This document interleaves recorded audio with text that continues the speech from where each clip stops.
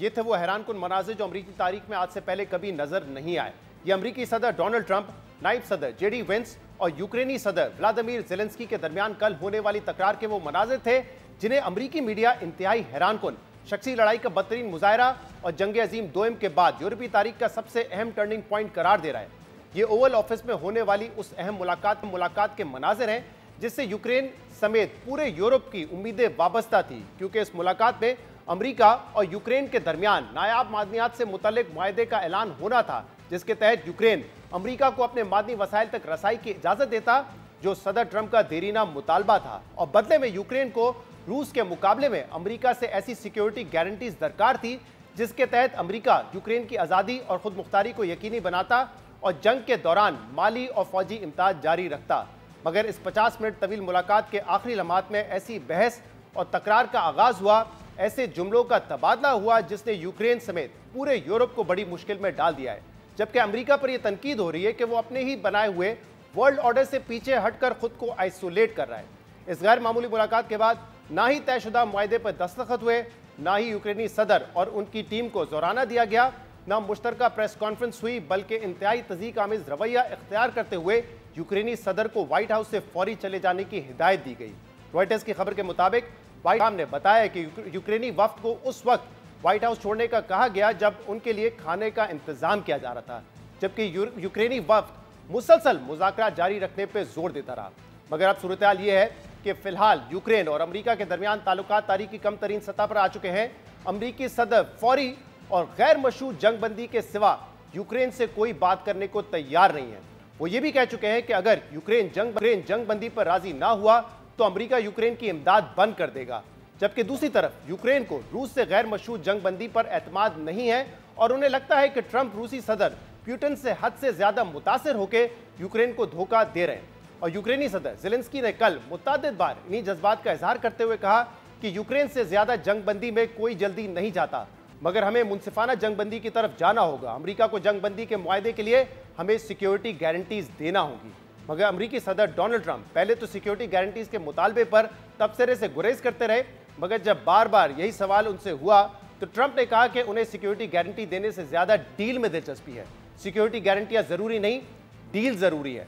सब गोलियां चलाना बंद कर दें तो अमेरिकी सिक्योरिटी की जरूरत ही नहीं रहेगी। I'm looking forward to getting it done quickly, very quickly. Does that still provide security guarantees, Mr. President? I don't want to talk about security yet because I want to get the deal done. You know, you fall into the same trap like everybody else. A million times you say it over and over. I want to get the deal done. Security is so easy. That's about 2% of the problem. I'm not worried about security. I'm worried about getting the deal done. The security is the easy part. Security is very nice. Everybody stop shooting. I don't think you're going to need much security. I think once this deal gets done, it's over. Russia's not going to want to go back, and nobody's going to want to go back. अमरीकी सदर Ukraine की security guarantees देने पर अदम दिलचस्पी का इजहार कर रहे थे। साथ ये शिकवा भी किया कि यूरोप ने यूक्रेन की अमरीका से बहुत कम इमदाद की है और यूरोप को उनकी इमदाद वापस भी मिल जाती है, मगर अमरीका यूक्रेन के 300 अरब डॉलर से ज्यादा की इमदाद कर चुका है और उसे ये इमदाद वापस भी नहीं मिलती। मगर ट्रंप के इस दावे पर यूक्रेनी सदर ने उन्हें फौरी टोकते हुए कहा कि आप दुरुस्त नहीं है, यूरोप ने हमारी बहुत मदद की है। They were giving money, but he had no security on the money. Europe, as you know, gave much less money, but they had security. It was in the form of a loan. They get their money back, and we didn't. And now, at least we're protected because the American taxpayer has to be protected too. We can help Europe because Europe really helped. President Trump said that they made less support, but they are our friends and they are our very supportive partners. They really gave a lot, Mr. President. They did. They gave a lot, but they gave much less. No. Much less. No. No. Don't argue with me. No. Okay. Okay. मगर अमरीकी और यूक्रेनी सदर के दरमियान इस मामूली नोकझोंक के बाद जब अमरीकी नायब सदर जेडी वेंस ने मदाखलत करते हुए जंग के बजाय सिफारतकारी पर जोर देने की बात की तो फिर ना खत्म होने वाली तकरार का आगाज हो गया। जेडी वेंस ने कहा कि हमें मुसलसल जंगी जबान इस्तेमाल करने के बजाय अमन की बात करनी चाहिए और सिफारतकारी को मौका देना होगा, जिस पर यूक्रेनी सदर ने कहा कि आप किस सिफारतकारी की बात कर रहे हैं, रूसी सदर तो मुसलसल अपने मुआहदों की खिलाफ वर्जी कर रहे हैं। अमन का रास्ता और खुशहाली का रास्ता शायद सिफारतकारी अपनाना है। हम जो बाइडेन का रास्ता अपनाकर देख चुके हैं, सीना चौड़ा कर लें, जाहिर करें कि अमेरिकी सदर के अल्फाज उसके इक़दामात से ज़्यादा मायने रखते हैं। जो बात अमेरिका को अच्छा मुल्क बनाती है वो सिफारतकारी करना है, और यही सदर ट्रंप कर रहे हैं। क्या मैं पूछ सकता हूँ? जी हाँ। हाँ? यकीनन। अच्छा, तो प्यूटिन ने कब्जा किया यूक्रेन के बड़े हिस्से पर, मशरकी हिस्से पर और क्राइमिया पर। तो उन्होंने 2014 में ये कब्जा किया। तो बहुत से सालों में मैं सिर्फ बाइडेन के बारे में बात नहीं कर रहा। वो दौर ओबामा का था, फिर सदर ट्रंप, फिर सदर बाइडेन, और अब फिर सदर ट्रंप है। खुदा रहम करे। सदर ट्रंप तो इसे रोकेंगे, लेकिन 2014 में इसे किसी ने नहीं रोका। प्यूटिन ने कब्जा किया और लोगों को कत्ल किया।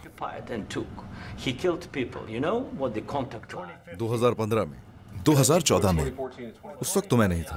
तो उस वक्त मैं यहाँ नहीं था। हाँ, तो सन 2014 से सन 2022 तक सूरत हाल यकसा रही। लोग कांटेक्ट लाइन पर मारे जा रहे हैं, लेकिन किसी ने प्यूटिन को नहीं रोका। आप जानते हैं, हमारी उनसे कई बार बात हुई। मेरी 2 तरफा बात भी हुई उनसे। हमने दस्तखत किए। सन 2019 में मैंने उनके साथ समझौते पर दस्तखत किए। मैंने मैक्रॉन और मेर्केल के साथ भी दस्तखत किए। हमने जंग बंदी पर दस्तखत किए। सबने मुझे कहा कि प्यूटिन पीछे नहीं हटेंगे। जेडी, आप किस किस्म की सफारतकारी की बात कर रहे हैं? आपका मतलब क्या है?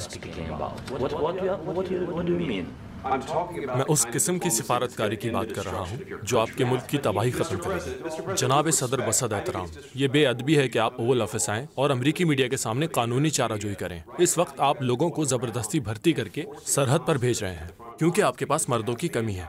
आपको तो सदर ट्रंप का शुक्रगुजार होना चाहिए कि वो ये तनाज़ा खत्म कर रहे हैं। आप कभी यूक्रेन गए हैं? आप कह रहे हैं हमारी मुश्किलात क्या हैं? हाँ, मैं गया हूँ। जाने दे।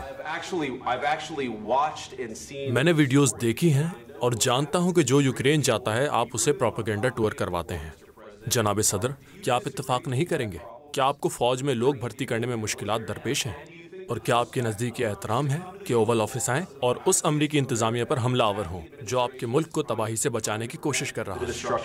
अमरीकी नायब सदर और यूक्रेनी सदर के दरमियान सख्त जुमलों का तबादला हुआ, मगर मामला यहीं ख़त्म नहीं हुआ, क्योंकि यूक्रेनी सदर ने जब अमरीकी सदर को मुखातिब करते हुए कहा कि आपको अभी जंग का एहसास नहीं हो रहा, मगर आगे जाकर ज़रूर एहसास होगा, तो अमरीकी सदर डोनाल्ड ट्रंप भी इश्तियाल में आ गए और कहा कि आप हमें ना बताएं, आप हमें डिक्टेट मत करें, आप इस पोजीशन में नहीं है, आपके पास कोई कार्ड नहीं है। ट्रंप ने इल्ज़ाम लगाया कि आप दुनिया को वर्ल्ड वॉर 3 की तरफ धकेल रहे हैं। आप जो कर रहे हैं वो अमेरिका की तौहीन है। जंग में सभी को मुश्किलात होती है, आपको भी। आपके पास खूबसूरत समंदर है, अभी आपको एहसास नहीं, लेकिन मुस्तकबिल में आपको एहसास जरूर होगा। आपके साथ जंग ना हो। पता आपको नहीं, हमें ना बताएं कि हम कैसा महसूस करेंगे। हम मसला हल करेंगे, हमें ना बताएं हम कैसा महसूस करेंगे। मैं आपको बता नहीं रहा हूँ, मैं आपको सवाल का जवाब दे रहा हूँ। आप इस पोजीशन ही में नहीं कि हुक्म चलाएं, कि याद रखो आपकी वो पोजीशन नहीं कि हुक्म चलाएं कि हम क्या महसूस करेंगे। हम बहुत अच्छा महसूस करेंगे। मैं बता रहा हूँ, आप असर महसूस करेंगे।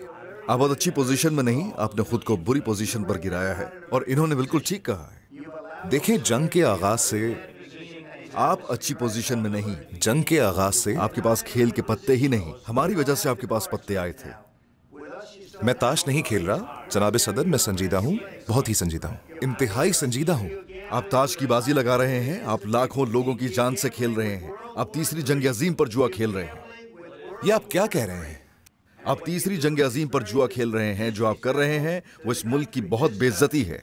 अमरीकी और यूक्रेनी सदर के दरमियान ये तकरार काफ़ी देर तक जारी रही और फिर ट्रंप ने यह कहकर बात खत्म की कि यूक्रेन को समझना होगा कि वो ये जंग हार रहा है और अमेरिका की मदद के बगैर यूक्रेन ये जंग नहीं लड़ सकता, और अगर यूक्रेन ने फौरी जंग बंदी पर हामी ना भरी तो अमेरिका यूक्रेन की मदद रोक देगा। जबकि इस मुलाकात के बाद जारी बयान में अमरीकी सदर डोनाल्ड ट्रंप ने कहा कि हमने आज व्हाइट हाउस में मानीखेज मुलाकात की। मैं समझता हूं ज़ेलेंस्की अमन के लिए तैयार नहीं, मैं अमन चाहता हूं। ज़ेलेंस्की ने अमेरिका की बेइज्जती की है।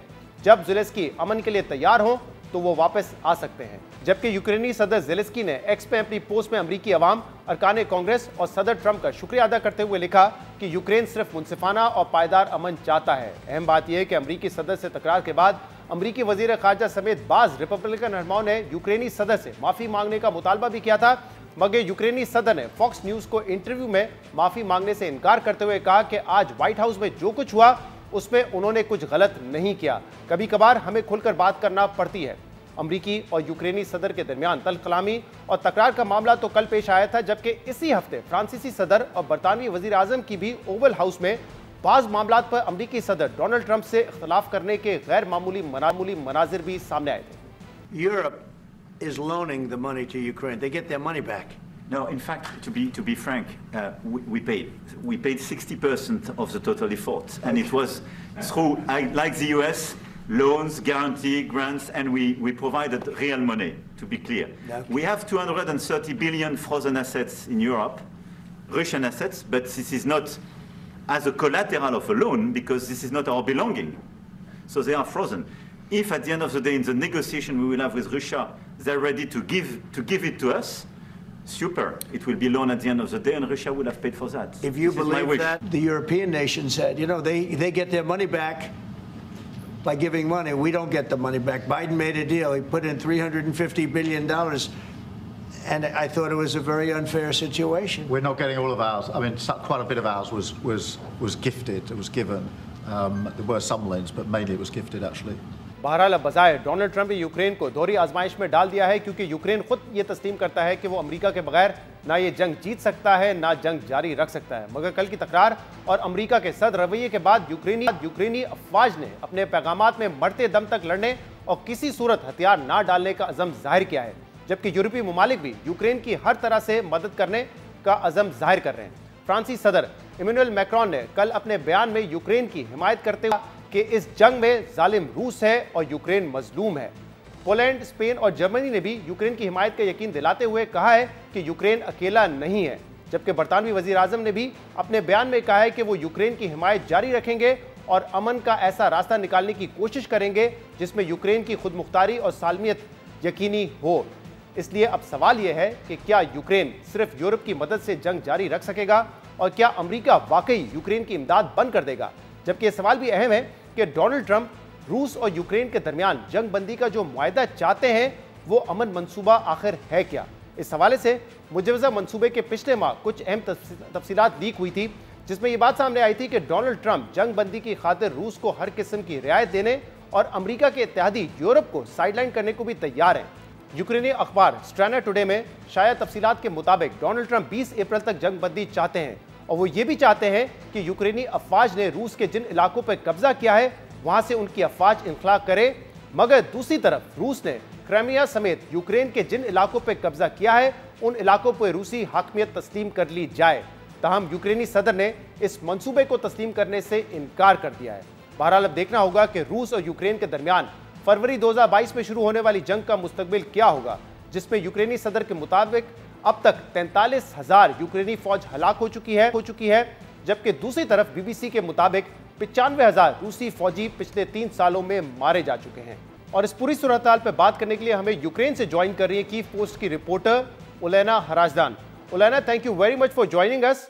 उलैना, what is the sentiment in the government, army and political class after yesterday's unusual spat between President Donald Trump and President Zelensky? The mood that dominates Ukraine's political class and the military coincides with what Zelensky said in the White House and in his interview to the Fox News, is that Ukraine needs to find a sustainable, stable peace. And this is what Ukraine is aiming at. This is not a ceasefire agreement that can be signed yesterday, but will never be a guarantee of a third invasion.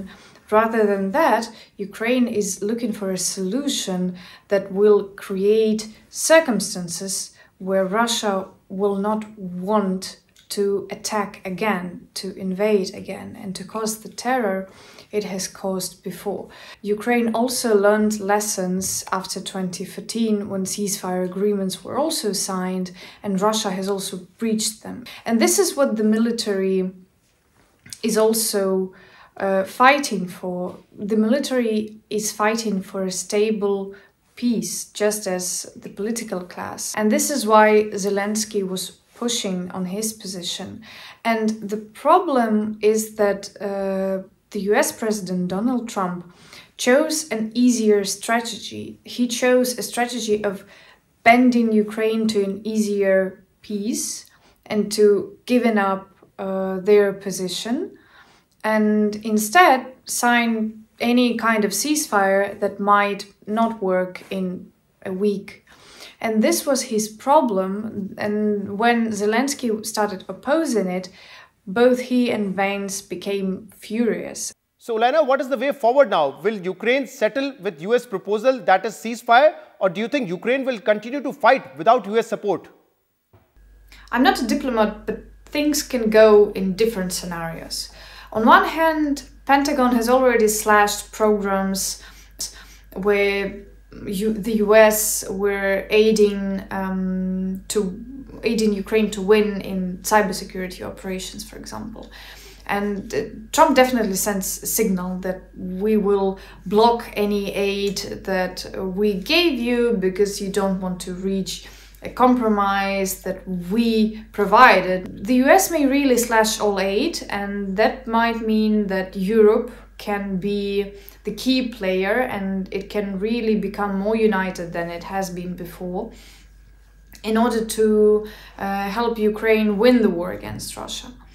And but the thing is that perhaps Europe's resources will not be enough to compete with, let's say, the resources the United States provided.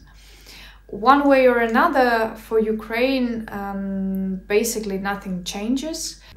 Ukrainian military will fight as long as it gets.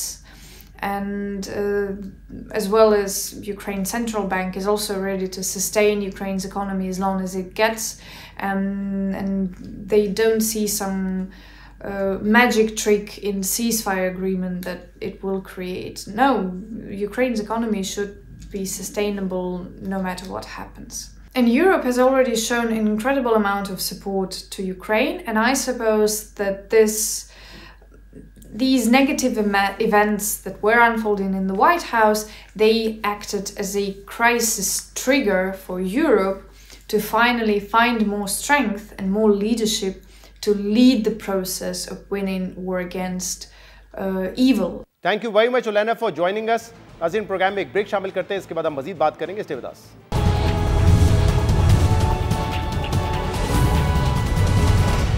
Welcome back.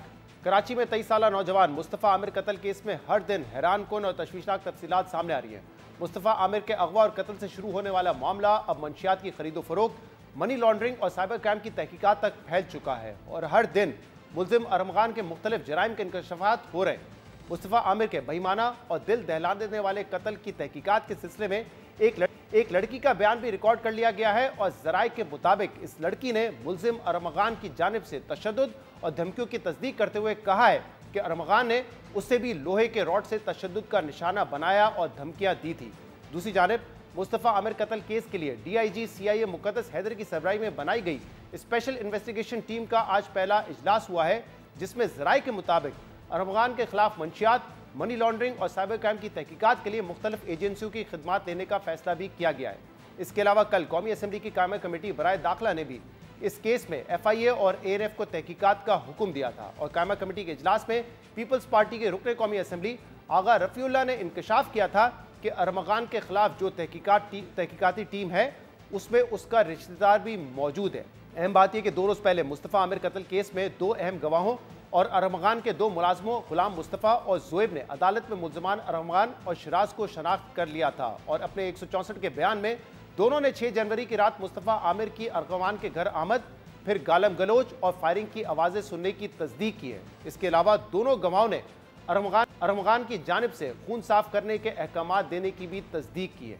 इस case की तहकीकात में कल ये तफसीलात भी सामने आई थी कि मुल्ज़िम अरमगान के घर से 2 क्रिप्टो करेंसी की माइनिंग मशीनें बरामद हुई थी जिनकी मालियत 2 अरब रुपए है और मुल्ज़िम अरमगान गैर कानूनी कॉल सेंटर की आमदनी अमेरिका अपने कज़न को भेजता था जो उसे डिजिटल करेंसी में तब्दील करके मुल्ज़िम को वापस भिजवाता था. इन साइबर क्राइम्स की तहकीकात के लिए FIA ने 3 रुकनी कमेटी तश्कील दे दी है. इन मामलों पर हम बात करेंगे और उसके लिए हमें ज्वाइन किया है DIG CIA मुक़द्दस हैदर ने. मुक़द्दस साहब, बहुत बहुत शुक्रिया वक्त देने के लिए. मुस्तफ़ा आमिर का जो मामला है ये केस किडनैपिंग का था। फिर ये अफसोसनाक मालूमात सामने आई कि उसको उसी दिन, जिस दिन उसकी किडनैपिंग हुई थी, उसी दिन उसको कत्ल कर दिया गया था। लेकिन इसके बाद से इस केस में बहुत पेशरफ्त हुई है। अब मंशियात भी जुड़ गई हैं इस केस से, मनी लॉन्ड्रिंग, साइबर क्राइम, ये तमाम तफसीलात सामने आ रही हैं। क्या ये जो अब केस इतना फैल चुका है, इससे जो ओरिजिनल केस था मुस्तफा आमिर के कत्ल का, उससे कहीं फोकस तो नहीं हट जाएगा? Thank you ji, thank you Shahzad साहब। देखिए, हम जो इन्वेस्टिगेट कर रहे हैं, प्राइमरीली एबीसीसी इन्वेस्टिगेट कर रही है, वो है किडनैपिंग और सब्सिक्वेंट मर्डर जो है, ये हमारा मेन केस यही है। बाकी जहाँ तक क्रिप्टो का ताल्लुक है, जो न्यूज़ मीडिया पे भी आ रहा है, सोशल मीडिया पे, उसके लिए we are not the competent investigating agency. उसके लिए हमने एफआईए को रेफर कर दिया है। बाकी वो है, उनकी डोमेन है, वो इसको देखेंगे, इन्वेस्टिगेट करेंगे कि क्या ऐसी कोई चीज़ है या नहीं है। तो इस पे सिंध पुलिस के हिसाब से we can not comment on it.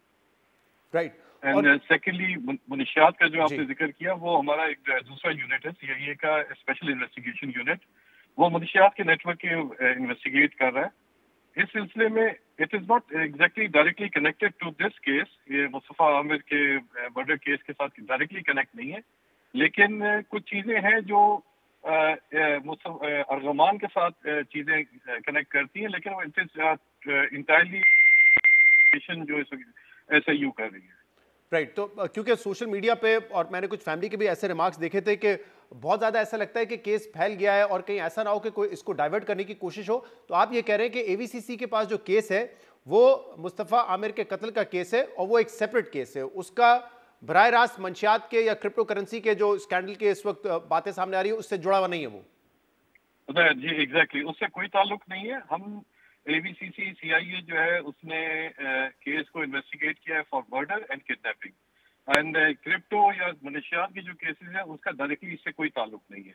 वो एक इंडिपेंडेंट है, उसका चालान अपना जमा होगा, उसका अपना ट्रायल होगा। उस बाकी केसेस से इसका कोई डायरेक्ट कनेक्शन नहीं होगा। सही है। और अब तक इस केस में जो मर्डर का केस है मुस्तफ़ा आमिर के, उसमें कितनी पेशरफ्त हुई है और क्या ये केस एक हम कह सकते हैं कि मुस्बत सिमत में आगे बढ़ रहा है? क्योंकि इनिशियली तो अब तो जावेद ओडो साहब ने भी कहा है कि पुलिस की भी इसमें गफलत नजर आई, लेकिन अब आपको लग रहा है कि ये केस आगे बढ़ रहा है जिस तरीके से बढ़ना चाहिए क्रिमिनल केस? आपने देखा है कि अब ये इतना हाई प्रोफाइल मामला बन गया है कि कौमी असेंबली की कायमा कमेटी में भी इस पर बात हुई है। जी, ये बड़ा अच्छा इन्वेस्टिगेट हुआ है और आप देख लें कि with in 8 to 10 days CIA ने इसको ट्रैक डाउन किया और पुलिस ने सारे evidence what ever possible, including the technical evidence हो या इनकी आपस में कनेक्टिविटी हो या डीएनए एनालिसिस हो, एवरीथिंग हैज बीन डन और in collaboration with the guidance of the prosecution office. तो मेरा ख्याल है कि ये हमारे पास बड़े स्ट्रॉन्ग एविडेंस है and will put up a very good case for trial through the prosecution. और इसमें कोई ऐसी चीज हमारे ख्याल में कोई छोड़ी नहीं गई है, मेरे ख्याल में कोई लूप होल नहीं होगा। इवन के इसमें हमने अब तक 164 के बयान इनके नौकरों के वो भी हो गए हैं, इनके जो एम्प्लॉइज थे जिन्होंने आइडेंटिफाई किया है, विजुअली देखा चीजें, तो hopefully it will be a very strong case that will put up. Muqaddas साहब, आप ये कह रहे हैं कि जो मुलाजिम की गवाही है वो तो अपनी जगह मौजूद है, 164 का बयान, लेकिन आप सिर्फ उस पर रिलाई नहीं कर रहे, इसके अलावा डीएनए समेत जो दूसरे फॉरेंसिक एविडेंस आपको चाहिए इस केस को मंतकी अंजाम तक पहुंचाने के लिए, वो भी आपके पास मौजूद है? जी जी एग्जैक्टली। देखिए, रेड के बाद उसका मोबाइल फोन रिकवर होना 1 महीने बाद, अर्गमान के पास से एक मिसिंग आदमी का, उसके बाद ब्लड स्टेन्स को मैच करना उसके कमरे में विद मुस्तफा में, डीएनए को मैच करना, ब्लड सैंपल्स को मैच किया, उसके बाद शिराज की गिरफ्तारी, उसका बयान, उसकी इनकी निशानदेही पे डेड बॉडी की रिकवरी, उसकी एग्जीमेशन और फिर सब्सिक्वेंट उसकी डीएनए मैचिंग, ये सारी चीजें, कनेक्टिविटी है हर चीज में, सीसीटीवी की है, गाड़ी की बरामदगी है। तो ये और फिर उनकी वापसी पे जो ये लोग आए हैं उसमें हमारे पास टेस्टिमनी है वहाँ के वेटर्स की, things like that, too many things, too many evidence, और all of them are very strong evidences that we have. It is not only इनके बयान हो, इनके नौकरों का, ये सारी चीजें, कनेक्टिविटी सारी हमने एस्टेब्लिश की है। सही। तो इन्वेस्टिगेशन और प्रोसिक्यूशन लेवल पे आप समझते हैं कि केस स्ट्रांग है। अरमगान जो मुलजिम है इस केस में, उसके वालिद के हमने कई इंटरव्यूज देखे हैं, तरह तरह की बातें कर रहे हैं, उनका क्या इस केस से कोई ताल्लुक है? और दूसरा, इन केसेस में अक्सर हम ये देखते हैं कि जो मुलजिम की फैमिली होती है वो या तो मकतूल की फैमिली पे दबाव डालती है या वैसे पुलिस पे असरअंदाज होने की कोशिश करती है, इन्वेस्टिगेशन पे असरअंदाज होने की कोशिश करती है। इस हवाले से तो कोई रुकावट नहीं हो रही केस में? नहीं, नॉट एट ऑल। देखें, वो उनके वालिद है फर्स्ट थिंग, वो उनकी अपनी मर्जी है, व्हाटएवर ही सेज, वो उनकी अपनी एक पोजीशन है, he is the father of the deceased. बाकी हमें तो किसी किस्म की इन्वेस्टिगेशन में कोई मुश्किल नहीं आई, ना लिमिटेशन हुई। हमें तो बहुत ज्यादा जिस तरह हम जा सकते थे, आप देखें डीएनए की रिपोर्ट्स भी हमारी इतनी उन्होंने हेल्प की जो डीएनए लैब ने कि विद इन 2 जो नॉर्मली टेक सम टाइम, हमें प्रायोरिटी दी, अर्जेंट केस बना के दिया। तो हमें तो बहुत ज्यादा इसमें बड़ा फ्रीली हमने इन्वेस्टिगेट किया और इसीलिए अल्हम्दुलिल्लाह we were able to trace it down. Right. और आज भी गवर्नर सिंध ने कहा है कि इस केस को मंतकी अंजाम तक पहुंचाएंगे। इससे पहले चीफ मिनिस्टर सिंध भी मुराद अली शाह साहब ये बात कर चुके हैं। ये बात दुरुस्त है जो आप कह रहे हैं कि जब अरमगान को पकड़ा गया, उसके बाद शिराज को पहले पकड़ा गया, उसके बाद से तो हम देख रहे हैं कि इस केस में रोजाना की बुनियाद पर पेशरफ्त हो रही है, लेकिन वक्त कितना लग सकता है इसमें? अक्सर हम देखते हैं कि केस जो है वो बहुत लंबे चलते हैं और जो मुलजिम होता है एविडेंस के बावजूद उनको सजा नहीं हो सकती। ऐसा कोई मामला आपको इस केस में होता नजर आ रहा है या आपको लगता है कि जल्द इसका जो है नतीजा सामने आ जाएगा? होपफुली इंशाल्लाह इसका जल्दी नतीजा आएगा, क्योंकि ये वैसे ही टेररिज्म एक्ट के तहत केस रजिस्टर हुआ है और आगे जाके ट्रायल भी एंटी टेररिज्म कोर्ट में होगा, एटीसी कोर्ट में होगा। तो होपफुली अब ट्रायल पे डिपेंड करता है, लेकिन व्हाट वी फोरसी इज के इंशाल्लाह जल्द जो है इस केस का नतीजा आएगा। और मुकद्दस साहब ये भी बताइएगा कि जब छापा मारने गई थी पुलिस की टीम, सीआईए की टीम इनफैक्ट जब गई अरमगान के घर, तो डीएसपी पे फायरिंग भी हुई, वहाँ से हमने देखा भारी असला भी मिला और तरह तरह की चीज़ें मिली। तो लोग बड़े परेशान थे कि हमारे नेबरहुड में ये कैसे ऑपरेट कर रहा था। गार्ड्स भी इसके पास 30-40 कहते हैं था, पैसे भी इसके पास बहुत ज़्यादा थे। तो ये अभी तक आप पता लगा सके कि कैसे ऑपरेट कर रहा था, किसी की सरपरस्ती थी इसको हासिल या नहीं? देखिए, हम एक चीज मैं दोबारा रिपीट करूंगा कि what we are investigating is right now the murder and kidnapping. बाकी चीजें इससे अटैच हैं। फॉर एग्जांपल इसके पास गार्ड से एक सोशल मीडिया पे, लेकिन वो गार्ड्स इसके पास होते थे जहां तक हमें पता है, उस वक्त नहीं थे जिस दिन हमने रेड मारा, उससे 2-3 महीने पहले तक इसके पास गार्ड्स होते थे। सेकेंडली, पैसे इसके पास कहाँ से आते थे? We suspect and probably it was a call centre या it was something, but we can not say it for with certainty कि जी ये पैसे यहाँ से आ रहे थे, कहाँ से आ रहे थे।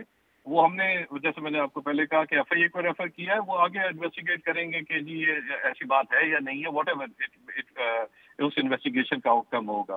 तो what we as anti violent crime cell CIA, we are limited to the murder with kidnapping का केस है, जिसको हमने बेहतर से बेहतर बनाना है so that we can get a proper conviction. बहुत बहुत शुक्रिया मुकद्दस हैदर साहब हमारे साथ मौजूद, तफसीलात हमें बता रहे थे इस केस के हवाले से। एक ब्रेक शामिल करेंगे, मजीद बात करेंगे इसके बाद।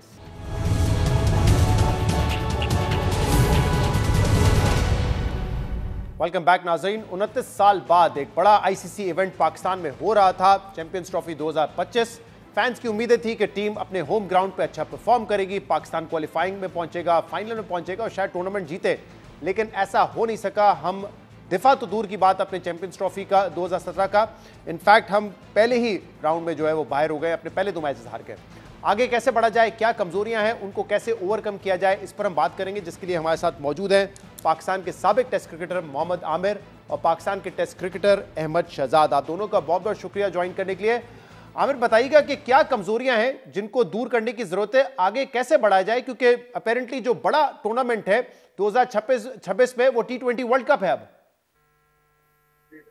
देखिए शहजाद भाई, अब टूर्नामेंट तो ख़त्म हो गया है, हमने सारी चीज़ें हाईलाइट तो कर दी कि आपको रीफॉर्म्ड होके चलना पड़ेगा। अब जितने लड़कों को आपने चांसेस दे दिए, 4-4, 5-5 इवेंट्स, अब आपको यंगस्टर्स की तरफ जाना पड़ेगा। और आई थिंक आज आपने देखा भी होगा कि न्यूज़ चल रही है कि न्यूजीलैंड सीरीज़ के लिए सब मोस्टली वो जो हम लड़के सामने आ रहे हैं वो मोस्टली यंगस्टर्स हैं। आई थिंक ये एक अच्छा स्टेप है, क्योंकि 8-9 महीने के बाद आपके पास T20 वर्ल्ड कप आ जाएगा, तो ये अच्छी तैयारी है अभी से कि आप उन लड़कों को कंसिस्टेंट चांस दें जिन्होंने आगे जाके पाकिस्तान को सर्व करना है, लंबा रन करना है। लेकिन आमिर, ऐसा तो नहीं होगा कि न्यूजीलैंड की सीरीज में आप नए लड़कों को ले जाएं, वहाँ कंडीशंस उनके लिए ऑब्वियसली बड़ी एलियन होंगी, टफ होंगी, और वहां पे वो परफॉर्म ना करें और फिर उनको ड्रॉप करके यही टीम जो है फिर 2026 वर्ल्ड कप में जारी होगी? क्योंकि मुझे याद है साइम अयूब को आप लेके गए न्यूजीलैंड, वहां वो परफॉर्म नहीं कर सका, आपने वर्ल्ड कप स्क्वाड में तो उनको रखा लेकिन मैच नहीं खिलवाया, रिजवान और बाबर ने वहां पे ओपन किया था और फिर आपको पता है 120 हमसे चेंज नहीं हुआ। देखिए, बिल्कुल अच्छा सवाल किया आपने। अब हमको as a nation, as a system जो है पेशेंस के साथ जो है फिर काम लेना पड़ेगा, क्योंकि अगर आप एक जगह पे अगर आप कोर देखें पिछली, तो उनको 5-5-6 अगर इवेंट्स, तो फिर इन यंग लड़कों के साथ ज्यादती होगी कि अगर एक सीरीज के बाद ही चेंज कर दिया जाए। तो ये अब एक प्लेयर अपने आप को एक्सप्रेस तभी करता है जब उसको लंबा रन दिया जाता है। जैसे आपने साइम की बात की ना, साइम के पहले 14-15 T20s में कोई परफॉर्मेंस नहीं थी, राइट, लेकिन सबको पता था कि वो टैलेंटेड है, उसको थोड़ा सा लंबा रन दिया तो आज हर बंदा ये कह रहा है कि यार साइम की वजह से हमारा कॉम्बिनेशन नहीं बन सका। तो जो लड़के अभी यंगस्टर्स हम देख रहे हैं, जिनको आज न्यूज भी चल रही थी कि ये मोस्टली ये लड़के जाएंगे न्यूजीलैंड में, तो वो सारे अच्छे लड़के नजर आ रहे हैं, टैलेंटेड नजर आ रहे हैं और जिनका फ्यूचर 5-10 साल का नजर आ रहा है। तो इनको फिर अगर आप एक सीरीज के बाद ही साइड पे कर देंगे तो फिर आपकी क्रिकेट वही, जैसे आपने बात की ना कि बेहतर कैसे होगी, फिर बेहतर नहीं होगी, खराब से खराब होगी, फिर हम यही बैठ के इसी तरह बातें कर रहे होंगे। अच्छा अहमद शहजाद साहब, आप भी ये कहते रहे कि नए लड़कों को ट्राई करना चाहिए, उनको एक प्रॉपर मौका मिलना चाहिए और जो परफॉर्म कर रहे हैं आईसीसी इवेंट्स में, जो परफॉर्म नहीं कर रहे हैं उनको ड्रॉप होना चाहिए। लेकिन आकिब जावेद साहब जो हेड कोच थे, उन्होंने तो वैसे ही कहा है कि हमारी टीम बड़ी इनएक्सपीरियंस थी, मिला के इनके 400 वनडे नहीं होते, शाहीन ने 60-65 खेले हैं, नसीम ने 20-25 खेले, तो वो समझते हैं कि ये टीम भी अभी नई है और इनएक्सपीरियंस्ड है। देखिए, उनका तो हम जवाब दे बैठे हैं कि आई थिंक बड़ी इमेच्योर स्टेटमेंट थी, और क्योंकि 2009 में मैं और आमिर हमारा डेब्यू था, शाहजेब हसन हमारा डेब्यू था, हम जीत के आए। 2017 में रुमान रईस था, मैं था, शादाब था, हसन अली था, ये सारे नए प्लेयर थे, इनके होते हुए फखर जमान, इनके होते हुए हम जीते। तो बड़ी इमेच्योर सी स्टेटमेंट, इसको साइड पे रखते हैं। अब देखिए, आपने जो क्वेश्चन पूछा था वो बड़ा जबरदस्त क्वेश्चन था कि यूं अगर आप न्यूजीलैंड में इन प्लेयर्स को ले जाएंगे, उसके बाद आप प्लान क्या कर रहे हैं। देखिए, अभी तक हमें सुनने में ये आ रहा है कि इन प्लेयरों को रेस्ट दिया जाएगा। देखिए, ये क्यों रेस्ट, कौन सा रेस्ट है जी? इतने इवेंट्स आपको हरवा के दे रही है, टीम आपकी कोई मैच नहीं जीतती है, आप कह रहे हैं कि आप उनको रेस्ट देंगे और दूसरे प्लेयर लेके जाएंगे। मैं आपको ये क्लिप निकाल के रख लूंगा, मैं भी, आप भी रख लीजिएगा। ये अगर इन्होंने रेस्ट दिया, इसका साफ मतलब यही है कि ये नए प्लेयर्स को लेके जाएंगे न्यूजीलैंड। न्यूजीलैंड एक बहुत मुश्किल जगह है खेलने के लिए, बच्चों के लिए, और अगर वहां पे वो हार जाते हैं, जिस तरह इन्हीं लड़कों की पीआर पहले जो है किसी यंगस्टर को सेट नहीं होने देती थी, ये इन्हीं की पीआर जो है ना, बैठ के पीआर कैंपेन अपने ही लड़कों को क्रिटिसाइज कर रही होगी। ये नंबर 1, ये याद रखिएगा। दूसरा, कप्तान भी जो बनेगा ये बड़ा मायने खेज होगा कि कौन कप्तान जा रहा है। क्या वो कप्तान यहाँ से जो प्लेयर्स नहीं गए हुए, यहाँ इनकी इंस्ट्रक्शन पे चलेगा और वहां पे यंगस्टर को यूटिलाइज करेगा, या उनको प्रॉपर जो है ना मौका दिया जाएगा? क्योंकि जिस तरह आमिर ने बोला था कि आपने अब यंगस्टर्स को ना चांस देना है, जिस तरह 8 इवेंट 6 इवेंट आप लोग हार चुके हैं इस वाली लॉट के साथ, तो अब आपने 8 ना देना, कम से कम 2-3 इवेंट तो देने पड़ेंगे ना आप इनको। फिर आपको एक और बात अब सुनाता चलूं, ये तो हो गया कि आपने अब लेके किस तरह जाना है और आपने अपने प्लेयर को रेस्ट नहीं देना, ड्रॉप करना है। एक और बात मैं आपको करना चाहूंगा, अब प्लान तैयार हो गया है। जिस तरह हर दफा पिछले 6 इवेंट से जो भी हमारे ये जो 6-8 प्लेयर हैं इन पे तनकीद करता है, उनको मुंह की खानी, उनको क्या फिर गालियां सुननी पड़ती हैं। फिर हमने सोशल मीडिया पे देखा कि वो एक कैंपेन चलती है उन्हीं प्लेयर्स के अगेंस्ट जो करंट प्लेयर हैं इनकी गलतियां बताते हैं, उनके सिलेक्टिव स्टैट्स निकाले जाते हैं, फिर सिंपथीज ली जाती हैं। फॉर एग्जांपल आजकल चल रहा है जी, शोएब अख्तर ने फ्रॉड कह दिया तो कह दिया भाई, लेकिन अब आप देखना कल से ये चीज स्टार्ट हो गई है, कैंट में बैठ के पूरी प्लानिंग हुई है इसकी, पीआर एजेंसीज को जो है ना लिफाफे पहुंच गए हैं। लेकिन उससे दुख की बात यह है कि हमारे कुछ जो थोड़ी बहुत क्रिकेट भी शायद खेले हुए हैं, उनको भी जो है ना इस चीज में मुलव्वस पाया जा रहा है, जो कि हमेशा अब इस चीज से हमने बच के रहना है। हमें इन चीजों का पता है। अहमद साहब, ये आप इंपॉर्टेंट बात कर रहे हैं, क्योंकि मैं सोशल मीडिया पे देख रहा हूं कि कुछ एक्टर्स हैं या 1-2 एक्टर्स हैं, फेमस एक्टर्स हैं, जिनसे सवाल हुआ क्रिकेट शोज में, बाबर आजम के आपके फेवरेट प्लेयर है, शायद उन्होंने उसके हक में जवाब नहीं दिया या थोड़ी बहुत तनकीद कर दी, तो उनके ऊपर भी जो तनकीद हो रही है बाबर आजम के फैंस के हवाले से, वो सिर्फ तनकीद नहीं है, वो बहुत ही गलीज बातें भी उसमें है। तो ये आप सही कह रहे हैं, ये इस तरह की पीआर कैंपेन तो नहीं कहेंगे, जो भी एक मंत्री कैंपेन है वो नहीं होनी चाहिए। चेयरमैन क्रिकेट बोर्ड को नहीं छोड़ा गया, हमारे सीनियर प्लेयर्स को नहीं छोड़ा गया। हम बैठ के तनकीद करते हैं, हमारे सिलेक्टिव स्टैट्स दिखाए जाते हैं। हम तो मान रहे हैं कि जो स्टैट्स आप दिखाते हैं, हम वो गलत खेले थे तो हम ड्रॉप हो जाते थे, हम ड्रॉप होके डोमेस्टिक क्रिकेट में जाते थे, परफॉर्म करके वापस आ जाते थे। 8 कमबैक इसलिए तो हुए। आपको भी सिर्फ यही कह रहे हैं कि भाई अगर आपकी परफॉर्मेंस अच्छी नहीं है, आपने डोमेस्टिक में जाना है, जिस तरह सारे जाते हैं, परफॉर्म करके वापस टीम में आना है। लेकिन ये इस चीज पे राजी नहीं है। माशाल्लाह, अल्लाह इनको और पैसे दे। मैं आपको सिर्फ इतना कहना चाहता हूँ आपके चैनल के वसल से कि अब आप सोशल मीडिया देखेंगे, सिंपथीज के मैसेजेस आपको लिखने में मिलेंगे। वो अकाउंट जिनके 0 फॉलोअर्स हैं वो आपको आके बड़ा बुला कहेंगे। प्लस होता ऐसा भी है, जिस तरह सुनील गावस्कर साहब का एक बयान दिलवा दिया गया। अब आप देखिए सुनील गावस्कर को हमारे मुल्क की क्या पड़ी है। अभी पिछले दिनों जब पाकिस्तान आने की बातें हो रही थी, वो बढ़ चढ़ के कहते थे नहीं, Pakistan is not the safe country, हमें वहां नहीं जाना चाहिए। एकदम इनको पाकिस्तान का ख्याल आ गया। ये वही सुनील गावस्कर है जो कमेंट्री बॉक्स में ऑस्ट्रेलिया के अंदर अपनी टीम को कह रहे थे स्टूपिड स्टूपिड स्टूपिड। उन्होंने जब अपनी टीम का ख्याल नहीं किया। प्लस ये वही सुनील गावस्कर है जो फैमिलीज तक को नहीं छोड़ते, प्लेयर्स की फैमिलीज तक पहुंचते हैं। जब विराट कोहली और मिसेस विराट की एक पिक्चर आई, वीडियो आई, जिसमें वो दोनों क्रिकेट खेल रहे थे, अहमद वो उनका अपना एक मामला है। लेकिन अब मुझे ये बताएं आमिर, एक डिबेट ये बार-बार होती रहती है, ठीक है? नहीं, I get your point Ahmad, I get your point. मैं सिर्फ आमिर ये पूछना चाह रहा हूं कि एक तो ये कहा जाता है ना कि देखिए हमारे पास पीछे प्लेयर्स ही नहीं है, तो अगर मौका देंगे तो किसको देंगे? क्या वाकई ऐसा है, पीछे कोई टैलेंट नहीं है या टैलेंट है और उनको मौके नहीं मिल रहे? दूसरा, एक माइंडसेट जो चेंज करना है वो कैसे होगा? वो तो it comes from the top. जैसे मैं इंग्लैंड की मिसाल देता हूं, 2015 के वर्ल्ड कप में बुरी परफॉर्मेंस थी, 220 पर मुश्किल करते थे 50 ओवर में। मॉर्गन को लाए, माइंडसेट चेंज किया, उसी किस्म के रिसोर्सेज लिए टीम में, और फिर 300 350 वाली टीम बन गई। तो ये माइंडसेट भी तो चेंज करना है ना हमने। बिल्कुल, माइंडसेट की ही जरूरत है चेंज करने की, क्योंकि देखिए अब जिस तरह सारे कहने यंगस्टर, लेकिन अब आपने माइंड में ये रखना होता है कि बड़ा गोल क्या है। सीरीज नहीं देखते आप तैयारी किस चीज की कर रहे? तैयारी हमने अब नेक्स्ट क्या है, वर्ल्ड कप है, T20 वर्ल्ड कप, ठीक है? अब आपको जो माइंडसेट चेंज करने वाली बात है, यंगस्टर्स आपको वो लाने पड़ेंगे जो वाइड बॉल में इम्पैक्ट डालते हैं, ठीक है? अब T20 जो सारे बात करते आ रहे हैं, अहमद रवि बड़े अरसे से ये बात की, मैं तो 4 साल से कर रहा हूं कि मुझे T20 में वो टॉप 3 चाहिए जो 40 बॉलों पे 50 ना करें, जो 40 बॉलें खेले फिर 70 करें, ठीक है? तो आपको इस तरह की फेयरलेस प्लेयर लाने पड़ेंगे। माइंडसेट तभी चेंज होगा क्योंकि, और आपको इस तरह का लीडर लाना पड़ेगा, वो बहुत इंपॉर्टेंट है। क्योंकि जब तक लीडर अटैकिंग नहीं होगा, पूरी टीम का माहौल जो है वो बहुत दिलों वाला होगा। पहले तो आपको वो लीडर चूज करना है जो टीम को एक राइट ट्रैक और जो क्या कहते हैं मॉडर्न डे की डिमांड है उसको पूरा करने के लिए कायल भी करे। क्योंकि अगर कप्तान ही वो होगा जो कहेगा कि यार मेरे 4 में 20 हो जाए, मैं 2 आउट कर लूं या 40 में 50 कर लूं, मैं ठीक हूं, तो टीम फिर उसी को फॉलो करती है। कप्तान वो लाना है। आमिर साहब जरा बताइए कि इस वक्त टीम में वो कौन आपको लीडर नजर आ रहा है जो अटैकिंग गेम खेलता है, अटैकिंग माइंडसेट है, और फिर ताकि दूसरे लड़के उसको फॉलो करें? कौन है, नाम बताए ना। देखिए T20 मुझे लगता है कि आपके पास 2 प्लेयर है अभी इस स्क्वाड में नहीं है, वो स्क्वाड में नहीं। एक मोहम्मद आरिज है जो मॉडर्न डे क्रिकेट खेलते हैं, और जो मुझे लगता है शादाब खान में ऐसी क्वालिटी है जो अटैकिंग क्रिकेट खिलवा सकते हैं।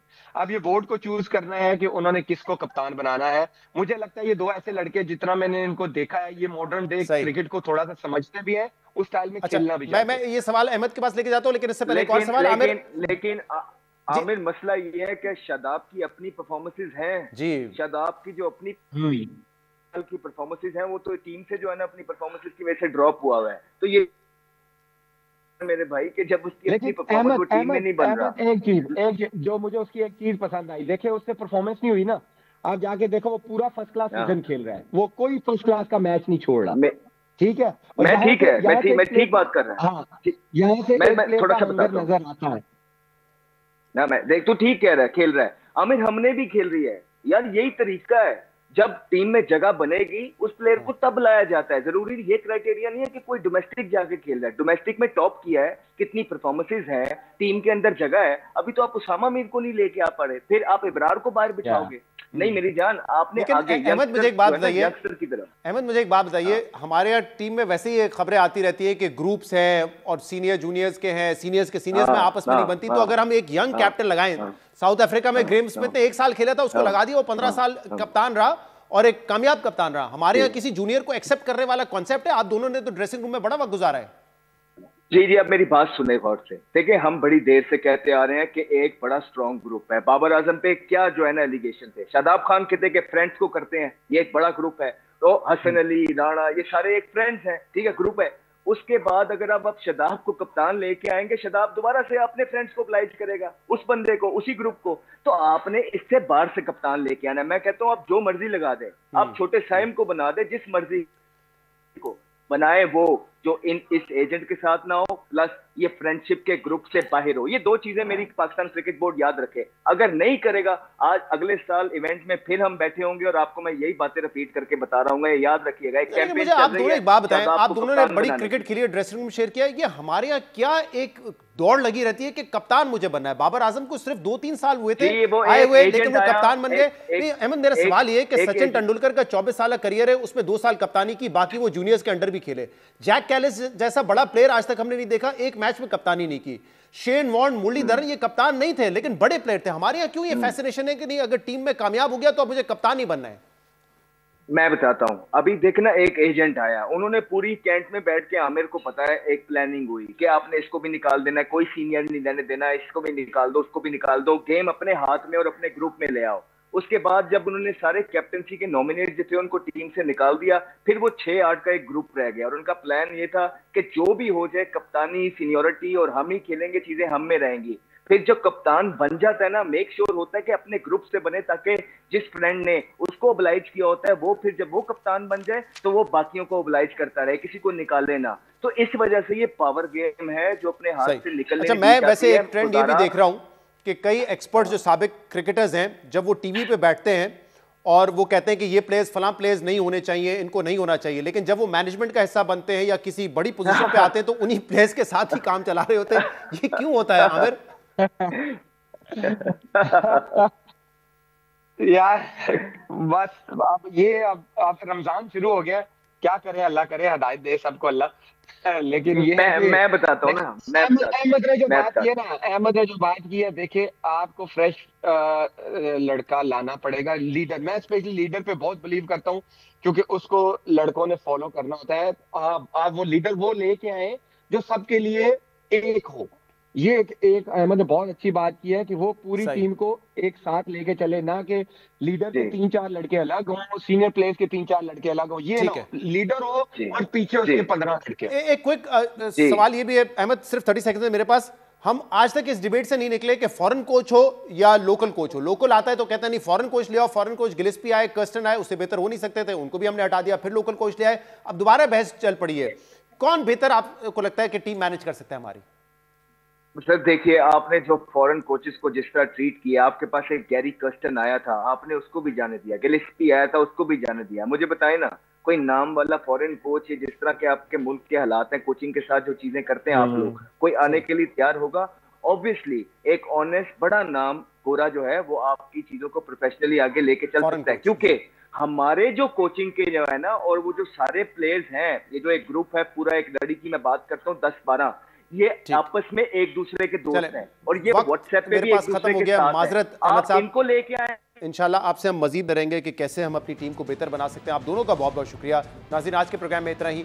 शो से इजाजत दीजिए। अल्लाह हाफिज।